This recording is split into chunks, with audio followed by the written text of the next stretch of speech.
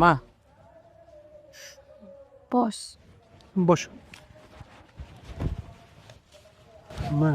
কত ছোট বোন? হ্যাঁ, আমরা তো গরিব মানুষ, আমাদের খুব বেশি টাকা দেওয়ার মতো সামর্থ্য নেই। বাপে সাধ্য মতো আপনারা 10,000 টাকা দিচ্ছেন। আমি অত টাকা হাতিয়া নেই না বাবা, যদি পারোস আমাকে 2 কেজি চাল কিনা দিয়ে দাও। এত বড় একটা কাজ করলেন, ডাক্তারে তো 70,000 টাকা চাইছিল, সেখানে আমরা মাত্র 10,000 দিচ্ছি সাধ্য অনুযায়ী। নেন না মা। লাগবো না বাবা, যদি দিতেই হয় আমার এখান থেকে 500 টাকা দিলেই হবে। নেন। তাহলে মা আজকের মতো আসি।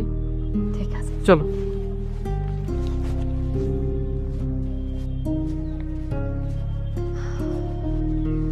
কাকা আমগো কপালটা এত ভালো যে, কারণ ইন্দ্রাণীর মতো মহিলা আমগো গ্রামে আইছে। ভূত পেত এমনকি সংসারে অমিল, আর ডাক্তার যে রোগের চিকিৎসা না করতে পারে এই রোগের সমাধানও সে দেয়। আসলে এমন মহিলা পাওয়া ভাগ্যের ব্যাপার। হ ভাইজান, হ্যাঁ আপনি একদম ঠিক কথাই বলছেন।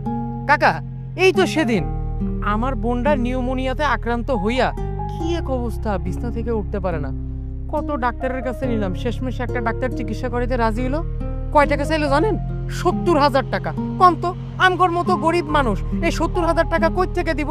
পরে আমার বাপে মা ইন্দ্রাণীর কাছে গেল।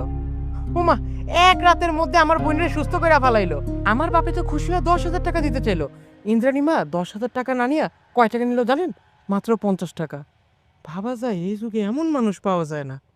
সবই তো বুঝলাম, তোমাকে কথা তো শুনতেছি, কিন্তু তোমরা কি একটা জিনিস কি ভাবতেছো?